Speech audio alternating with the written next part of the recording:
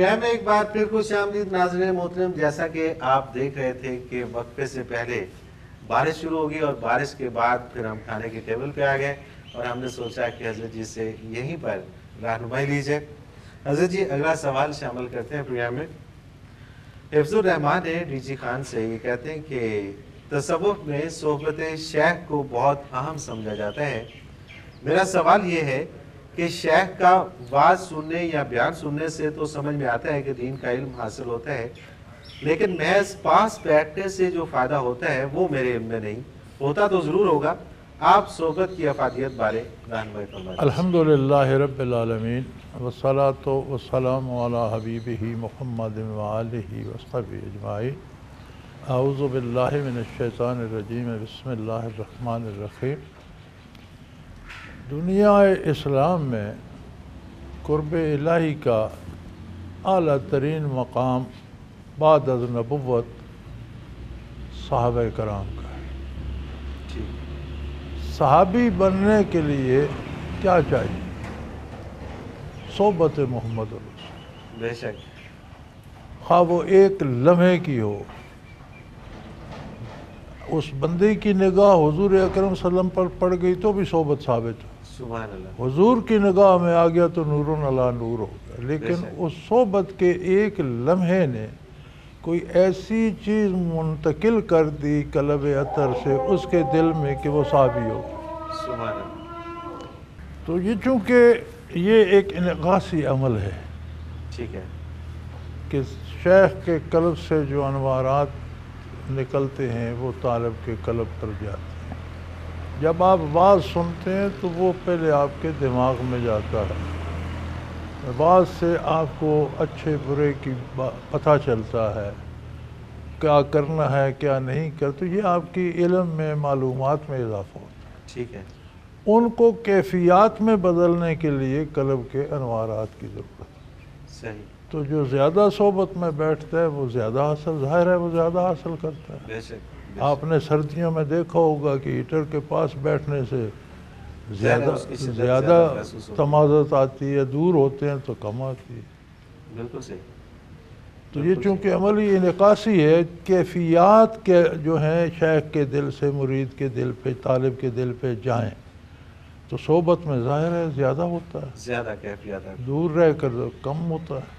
بالکل ٹھیک. اگلا سوال حضرت جی پروگرام میں شامل کرتے ہیں. عبد الرحمان ہیں دبئی سے، یہ کہتے ہیں کہ میں آپ کا پروگرام بہت شوق سے دیکھتا ہوں، آپ کی باتیں سن کر دل پہ بہت اثر ہوتا ہے. حضرت جی میرا بہت شدت سے دل چاہتا ہے کہ میں نبی اکرم صلی اللہ علیہ وسلم کا قرب پا سکوں. میری رہنمائی فرما دیجئے کہ کس طرح ممکن ہو سکتا ہے. اللہ جل شانہ نے فرمایا کہ میت الرسول فقد اطاع اللہ. جس نے رسول اللہ صلی اللہ علیہ وسلم کی اطاعت کی اسی نے اللہ کی اطاعت کی. یعنی اللہ کی اطاعت آپ کے ارشادات عالی میں ہے. بے شک. تو جتنا خلوص دل سے کوئی اتباع کرے گا، ٹھیک ہے، اتنا حضور اسے پسند فرمائیں گے. جتنا پسند فرمائیں گے اتنا اس پر رحمت آئے گی، اللہ کا کرم ہوگا، حضور کی خوشنودی حاصل ہوگی. بالکل صحیح. بالکل تو صحیح. یہ اتباع میں ہے اور اس کے ساتھ خلوص دل شامل ہو، دل کی گہرائیوں سے کریں. بالکل صحیح. اگلا سوال عبید اللہ بھٹی ہیں پنڈ دادن خان سے. یہ کہتے ہیں حضرت جی میں اپنے والد صاحب کی مغفرت کے لیے باقاعدگی سے دعا کرتا ہوں، لیکن میری والدہ اصرار کرتی ہیں کہ میں کبھی کبھار ان کی قبر پر جا کر دعا کر کے آیا کروں. میرا آپ سے سوال یہ ہے کہ کیا قبر پہ جا کر دعا کرنے کا میت کو زیادہ فائدہ پہنچتا ہے بنسبت گھر بیٹھ کر دعا کرنے کا؟ نہیں، دعا کا فائدہ خلوص سے پہنچتا ہے. ٹھیک ہے، کہ آپ کتنے خلوص سے کرتے. قبروں پر جانا منع نہیں ہے، لیکن قبروں کی زیارت کرنے کا جو مفہوم ہے وہ یہ ہے کہ وہاں جا کر سیکھو کہ مجھے بھی قبر میں آنا ہے. بالکل. زندگی کا یہ ایک انجام ہے، یہ ایک منزل ہے زندگی کی، اور قبور پہ جا کر آپ عبرت حاصل کرو. بالکل صحیح. اور وہاں قبور کو دیکھ کے جو تو کیفیت دعا تو آپ نے اللہ کریم سے کرنی ہے، جہاں بھی کریں گے وہ سن رہا ہے. بالکل صحیح. یہ الگ بات ہے کہ قبر میں جا کر آپ تلاوت کرتے ہیں تو ظاہر ہے وہاں بیٹھ کر پڑھیں گے تو اس کا فائدہ جو انوارات آئیں گے قرآن پر وہ قبر پر بھی جائیں سبحان گے، اللہ، تو بالکل ایک فائدہ زیادہ ہوگا۔ ٹھیک ہے، پھر قبروں میں جا کر دعا کرنے میں ایک اور فرق ہوتا ہے۔ یہ معاملہ بین ہے، کچھ لوگ اسے بالکل منع کر دیتے ہیں، کچھ کہتے ہیں کرنا ہی یہی چاہیے۔ ٹھیک ہے، ایسا نہیں ہے، معاملہ بین ٹھیک ہے، اگر آپ کسی بزرگ کی جو نیک یا پارساز سمجھتے ہیں یہ ولی اللہ تھا، وہاں جاتے ہیں تو ہر ولی اللہ میں کچھ خصوصیت ہوتی ہے، مرنے کے بعد اس پر اس طرح کے انوارات نیک اعمال کے آ رہے ہوتے ہیں، تو ان کی برکت سے بھی دعائیں قبول ہوتی ہیں۔ جیسے ہم یہاں دعا مانگتے ہیں اس کی حیثیت اور ہے، مسجد میں جا کر مانگتے ہیں تو جگہ کے فرق سے فرق پڑ جائے گا دعا میں، بیت اللہ میں جا کے مانگتے ہیں تو بالکل اور ہو جائے گی، بالکل صحیح، روضہ اطہر پہ جا کے مانگتے ہیں تو اور ہو جائے گی۔ تو اگر کوئی صاحب نسبت ہے، صاحب حال ہے، صاحب قبر، تو وہاں دعا کریں گے تو اس دعا میں برکت ہوگی اس کی وجہ سے۔ آپ بخشش کے لیے دعا کرتے ہیں، جہاں بھی کرتے ہیں، اللہ کریم قبول فرمائے۔ بالکل صحیح، اللہ تعالیٰ جو ہے وہ قبول کرنے والا ہے۔ حضرت جی سکینہ اقبال ہے میاں والی سے، ان کا بڑا انٹرسٹنگ سوال ہے۔ یہ کہتی ہے کہ فرشتے جو اللہ کریم کے اس قدر مقرب ہیں، ان کی معرفت الہی اور انسان کی معرفت الہی میں کیا فرق ہے؟ فرشتوں کو حکم کی اطاعت کی سعادت حاصل ہے، ٹھیک ہے، وہ صرف حکم کی حکم کے تعمیل تابع، کریں۔ حکم کے تابع، حاکم کی طرف نظر اٹھا کر دیکھنے کی ان میں جرت نہیں ہے۔ حاکم ٹھیک ہے، کیسا ہے یہ فرشتوں کا منصب نہیں، بالکل صحیح، حکم کے تابع۔ یہ استعداد صرف انسان کو دی، صحیح، صحیح، اسی لیے سارے نبی انسانوں میں سے آئے، کسی بالکل دوسری جنس میں کوئی نبی نہیں ہے۔ بالکل صحیح، نبوت ہی معرفت الہی کا دروازہ ہے، اور انسان کو جو نصیب ہوتی ہے وہ اللہ کی ذات کی معرفت ہے، فرشتوں کو جو نصیب ہوتی ہے وہ اس کی صفات کی معرفت ہے، کہ اس کے احکام ملے، انہوں نے تعمیل کی۔ بالکل صحیح، اب حکم دینا بھی تو ایک صفت ہے اللہ کی، بالکل صحیح، تو وہ صفات کی معرفت، ذات کی معرفت، یہ فرشتوں کا سبجیکٹ ہی وہ یہ جرت نہیں کر سکتے، اور انہیں ان کو استعداد دی ہی یہ نہیں وہ گئی، اس کے مکلف ہی نہیں وہ ہیں، اس کے انہیں مکلف ہی یہ نہیں، نہ بالکل استعداد دی گئی ہے نہ اس کی تکلیف دی گئی ہے۔ بالکل صحیح، بالکل انہوں نے حکم سننا ہے، اسے قبول کرنا ہے۔ حاکم کی طرف بڑھنا اور اس سے محبت کرنا اور اس کی مرضیات چاہنا، اس کی اطاعت صرف پوری مخلوق میں صرف انسان کو دی، انسان کو دی گئی، اسی لیے انسان اشرف المخلوقات۔ سبحان ہر بندہ استعداد رکھتا ہے، وہ بہت قیمتی ہے۔ اگر کافر بھی ہے تو مرنے تک استعداد ضائع نہیں ہوتی، توبہ کر کے رجوع اللہ کرے پھر وہ زندہ ہو جائے۔ سبحان اللہ، سبحان اللہ، کفر پہ مر جائے تو پھر استعداد پھر ختم۔ استعداد ختم ہو جاتی، سبحان اللہ۔ اچھا حضرت جی ایک اور سوال ہے حمیرہ راحت لاہور سے، یہ کہتی ہیں کہ سلسلہ نقشبندیہ اویسیہ کا اگر شجرہ پڑھا جائے تو اس میں حضرت اویس کرنی رحمۃ اللہ علیہ کا نام کہیں نہیں ہے، پھر اسے نقشبندیہ اویسیہ کیوں کہا جاتا ہے؟ اویسیہ سلسلہ نہیں ہے، اویسیہ نسبت ہے، نسبت ہے، حصول فیض کا جو طریقہ یا رشتہ ہوتا ہے اسے نسبت کہتے ہیں۔ ٹھیک ہے، ایک تعلق جو نظر نہیں آتا اور حصول فیض کے لیے ہوتا ہے اسے اصطلاح تصوف میں نسبت نسبت کہتے ہیں، ٹھیک، تو نقشبندیہ ایک مجددیہ ہے، وہ یہ ہے کہ شیخ کے سامنے بیٹھ کر ہی برکات حاصل کی جا سکتی ہیں۔ جتنا سبق آپ نے حاصل کر لیا، جب چلے گئے تو چلے گئے، پھر 10 سال بعد آئیں گے تو اسی سبق پر ہوں گے، پھر شیخ کے پاس بیٹھ کر آگے چلیں گے۔ ٹھیک ہے، اویسیہ اسے اس لیے کہتے ہیں کہ جس طرح حضرت اویس رضی اللہ تعالیٰ عنہ بارگاہ نبوت میں حاضر تو نہیں ہو سکے،